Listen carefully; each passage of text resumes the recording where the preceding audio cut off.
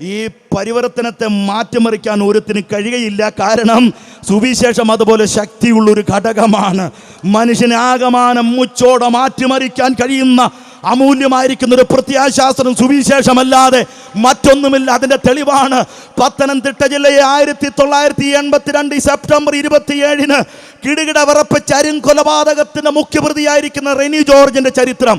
ഗുണ്ടുകാട് കൊച്ചു സാബു ഈ ചെങ്കൽച്ചൂളയിൽ വളർന്നതായിരിക്കുന്ന ഒരു മനുഷ്യനാണ്. അത്തരത്തിലുള്ളതായിരിക്കുന്ന ആളുകളെ, തമ്മനം മനോജിനെ പോലെയുള്ളതായിരിക്കുന്ന ആളുകളെ, അഞ്ചൽ അക്ബർ അലിയെ പോലെയുള്ള ആളുകളെ, അങ്കമാലി പോളച്ചനെ പോലെയുള്ളതായിരിക്കുന്ന ആരാധകന്മാരെ മികച്ച മനുഷ്യരാക്കി തീർത്തിട്ടുള്ള ഈ സുവിശേഷം ഈ സമൂഹത്തിന് വരുത്തുന്ന മാറ്റം പോലെ ഒരു ശക്തിക്കും ഇന്നയോളം മാറ്റം വരുത്താൻ കഴിയാത്തത് കൊണ്ട് ഏതെങ്കിലും ജീവിതത്തിൽ തകർന്നു കിടക്കുന്ന ആരെങ്കിലും ഇന്ന് രാത്രി ഞങ്ങളെ ശ്രദ്ധിക്കുന്നെങ്കിൽ സഹോദരാ, നീ ഓടിവാ.